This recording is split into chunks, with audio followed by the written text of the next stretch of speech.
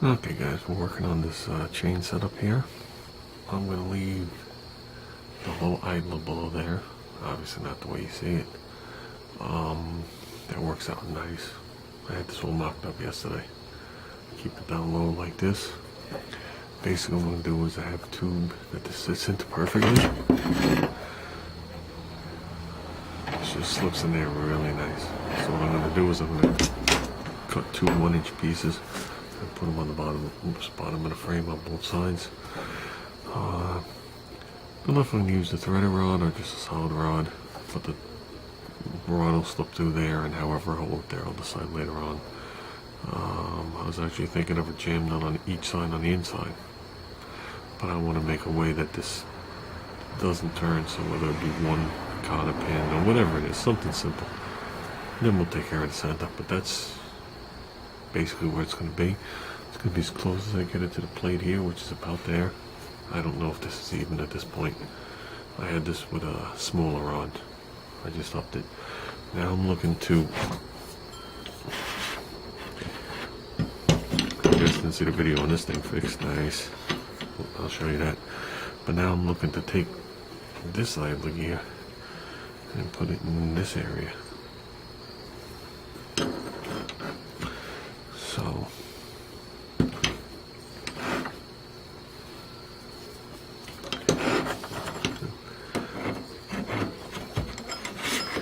So that's going to be on there like that.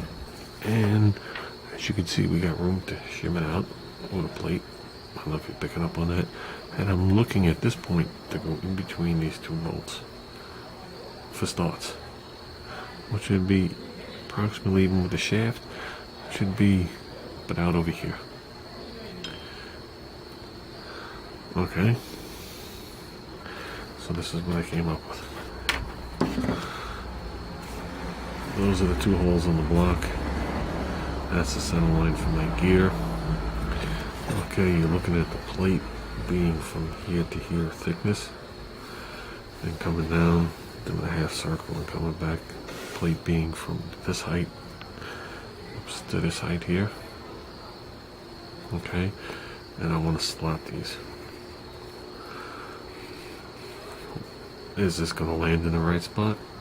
Shimming wise and all that, yes. Adjusting the chain, I don't know, because this is going to be my chain adjuster. So it's going to serve two purposes. It's going to allow the chain to come around that clutch further, and it's going to be my adjustment. I'm going to put it on the same plate we made these out of. And what I'm going to do is, like I said, I'm going to bore a 5/8 hole through it and put a bolt from the back way. Weld it nice.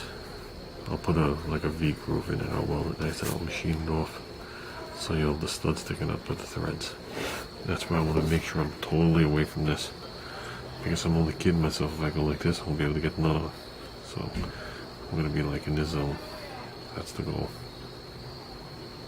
So, and we'll see how this works out. I mean, if this doesn't work out, I'll come up with another design. But I'm going to try and stick with this design. The chain seems to lay out very nice. I'm just not sure if I'm going to put another idler down over here.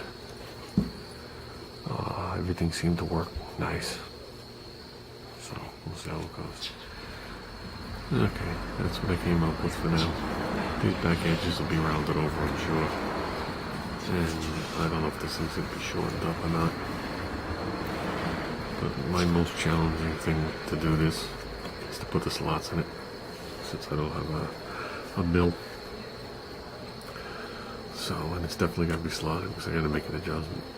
I was originally going to do one slot for the gear, but then me putting the bolt into the backside and welding it is a no-go, and I really need to do that. That's the only way this application is truly going to work. And I mean, it looks complicated there, but there you go. 2 seconds to make, right? So, well, look at that, really like that.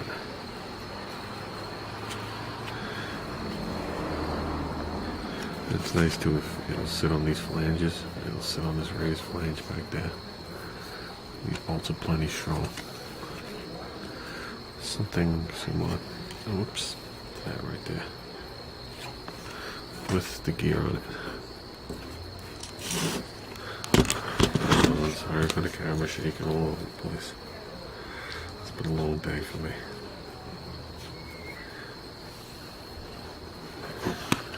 There you go. There's a visual right there. So, it's been more than good. The only thing I'm not 100% sure on right now, because it's not mocked up, is the gear too low to interfere with the chain coming from the front back, but I don't think it's going to be. And truthfully, I'm thinking of bringing another gear over here. I mean, this is how it works. The chains fly off right here. The chain flies off right at the bottom. Okay, because the front one's taut, so the bottom one starts slapping around, and it starts slapping in all directions. It'll miss the sprocket. You go good. This is going to prevent that. These are very nice teeth. Machined very nice. So this will always keep the chain in line with that. And when you come around again, what was I going to say? The teeth on the clutch are very nice teeth, and it's going to come around. This could be short on there, and then coming back. But the chain's going to lay across the top of this. I might actually put another sprocket on top of the chain, putting it down ever so slightly. So it's going to come off the front clutch and go like this, and it'll be held down ever so slightly. But I'm not sure. I'm not sure if that run's going to be an issue. I don't think it will be. But that'll be to be determined. That can be added later after the design is done.